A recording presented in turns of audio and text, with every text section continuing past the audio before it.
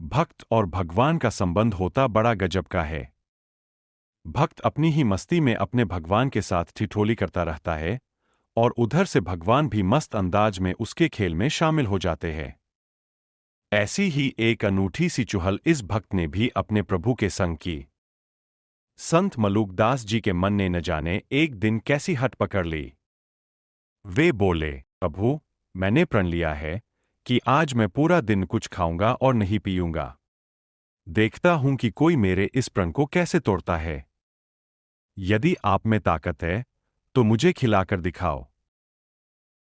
यूं प्यारी सी चुनौती देकर मलुकदास जी चल दिए खेत की ओर। खेत में ज्वार की ऊंची ऊंची फसल लहलहा रही थी। मलुकदास जी उस फसल के बीच लगे एक विशाल बरगद के पेड़ पर बहुत ऊंचा चढ़कर बैठ गए।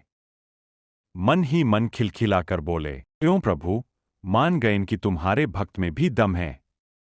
अब देखना यह है तुम कैसे सिद्ध करते हो कि भगवान भी अपने भक्त से कहाँ कम है। लो जी, भगवान ने भी भक्त की भावभीनी चुनौती स्वीकार कर ली। उतर आए मैदान में और चल दी अपनी दिव्य चाल। उसी समय एक राजकुमार कुछ सैनिकों के संग भ्रमण के लिए निकला। घूमते घूमते जब खेत के पास पहुंचा तो सैनिकों से बोला, यहीं पर थोड़ी देर रुककर भोजन कर लेते हैं, फिर आगे का मार्ग तय करेंगे। सैनिकों ने तुरंत राजकुमार के आदेश का पालन किया। उन्होंने उसी बरगद के पेड़ के नीचे शाही भोज परोस दिया। एक से बढ़कर एक पकवान, हलवा, पूरी, भिन्न भिन्न प्रकार के राजसी व्यंजन। भोजन शाही तो होना ही था, आखिर राजकुमार के लिए जो परोसा गया था। अभी राजकुमार भोजन शुरू करने ही वाला था कि तभी दूर से घोड़ों की टाप सुनाई दी। सैनिकों ने आकर राजकुमार को सूचना दी कि कुछ दस्यु उन्हीं की दिशा में आ रहे हैं। साथ ही सेनापति ने यह भी सुझाव दिया कि सैनिकों की अभी संख्या कम है। ऐसे में दस्यु दल उन पर भारी पड़ेगा। अतः इससे पहले कि दस्यु वहां पहुंचे, उन्हें तुरंत इस स्थान से चले जाना चाहिए। राजकुमार ने स्थिति की गंभीरता को समझते हुए ऐसा करना ही विवेकपूर्ण समझा। सारा भोजन वैसे का वैसा छोड़कर वह अपने सैनिकों के साथ वहां से चला गया। जब दस्यु वहां पहुंचे तो शाही भोज को सामने देखकर उनका सरदार बोला, दुश्मन की चाल देख रहे हो साथियों, हमें मारने का क्या षड्यंत्र रचा है।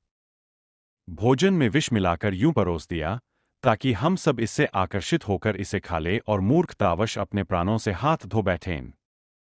उन्हें पता नहीं हमने भी कच्ची गोलियां नहीं खेली है। अभी दूध का दूध और पानी का पानी हो जाएगा। साथियों, ढूंढो कि आसपास जरूर उनका कोई गुप्तचर छिपा होगा, हमारी मृत्यु की खबर राजा तक पहुंचाने के लिए। हम राजा को मृत्यु की खबर जरूर पहुंचाएंगे, लेकिन उसके गुप्तचर की।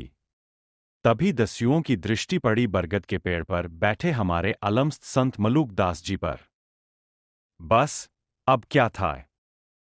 दस्युओं ने उन्हें पकड़कर नीचे उतारा। सरदार ने तुरंत आज्ञा दी, यह सारा विषैला भोजन इसी गुप्तचर को खिलाओ। अब संत मलुकदास जी का तो प्रण था कुछ भी न खाने का और न पीने का, इसलिए वे अपना मुंह बंद रखने के लिए एड़ी चोटी का जोर लगा रहे थे ताकि उनका प्रण न टूटे। उधर दस्यु उनके मुंह को खोलने पर तुले थे ताकि भोजन के विषैला होने की पुष्टि की जा सके। आखिरकार मुंह खुलवा ही दिया गया। एक एक करके सारे व्यंजन, सारे मिष्ठान, सब कुछ संत मलुकदास जी के उदर तक पहुंचा दिए गए और इसी के साथ मलुकदास जी का प्रण धरा का धरा रह गया। दस्यु इस इंतजार में थे कि भोजन खाने पर यह गुप्तचर त्राहि त्राहि कर उठेगा। पर संत मलुकदास जी तो जोर जोर से ठहाका लगाकर हंस दिए। दोनों हाथ जोड़कर बोले, वाह प्रभु वाह, मान गया आपको, आपकी लीला को, आपके दिव्य अंदाज को भी। आपने मेरा भोजन करने का प्रण तुड़वा ही दिया। अद्भुत! यही तो भक्त और भगवान के संबंध की सुंदरता है। भक्त जानता है कि उसका भगवान सर्वसमर्थ है, सब कुछ कर सकता है और अपने भक्त के लिए सब कुछ करता भी है। इसलिए उसे अपने लिए कोई चिंता या फिक्र क्यों हो।